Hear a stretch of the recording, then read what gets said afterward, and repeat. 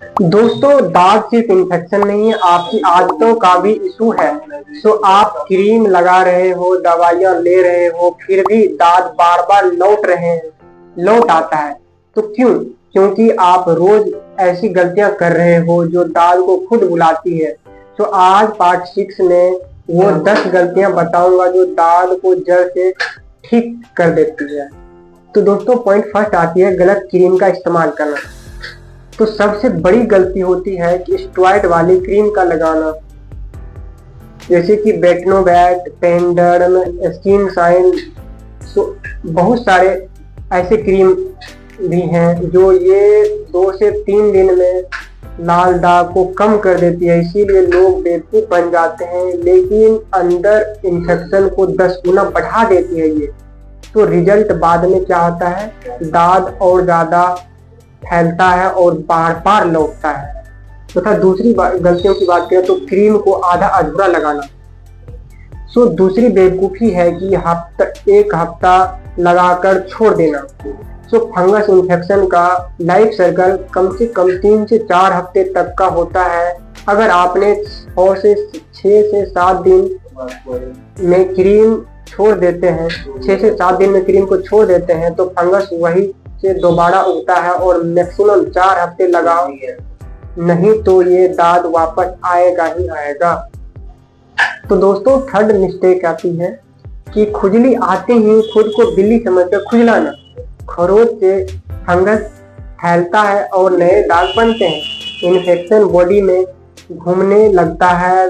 खुजली रोकनी है तो एंटीहिस्टामाइन यूज करनी होगी, एंटीहिस्टामाइन ड्रग्स का यूज करना होगा, ना कि नाखून का। चौथी मिस्टेक आती है सेंड्रम या बायोटोन या फिर मल्टीविटामिन को इस्तेमाल में साझा कर लेना। कुछ लोग विटामिन खा लेते हैं और सोचते हैं कि दांत ठीक हो जाएगा, लेकिन ये गलत है। फंगस इन्फेक्शन है ये। विटामिन का इसमें कोई लेना देना नहीं है, सीधे एंटी फंगल ही काम करते हैं इसमें। पांचवी और बड़ी मिस्टेक आती है गीले कपड़े पहनना, पसीने सूखने ना देना। फंगस को सबसे ज्यादा सुख देने वाली चीज है ये नमी, पसीना और गर्म जगह, यानी कि गीला अंडरवियर, पसीने में भीगा शरीर, सिंथेटिक कपड़े, ये सब दाद को बढ़ाते हैं। कॉटन पहनना है और पसीना आते ही साफ और ड्राई करो। तो छठा मिस्टेक आती है हमारी रोज तौलिया शेयर करना। घर में दाद एक को हो तो 3 से 4 लोगों को इसीलिए हो जाता है क्योंकि सब एक ही तौलिया से नहा लेते हैं। फंगस तौलिए में सबसे तेजी से फैलता है। हर किसी का तौलिया अलग अलग होना चाहिए, ये सिंपल रूल है। सातवीं मिस्टेक आती है दांत वाले हिस्से को साबुन से ज्यादा रगड़ना। लोग समझते हैं कि जितना रगड़ेंगे इन्फेक्शन निकल जाएगा, लेकिन रियलिटी यही है कि रगड़ने से बैरियर टूटता है, स्किन बैरियर टूटता है और इन्फेक्शन और भी ज्यादा गहरा हो जाता है। माइल्ड साबुन और लाइट वॉश का यूज करना। आठवीं मिस्टेक आती है हमारी पसीनों के बाद तुरंत ना नहाना।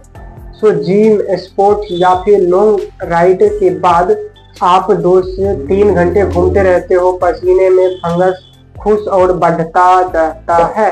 9th मिस्टेक आता है दोस्तों होम रेमेडीज ओवर यूज का।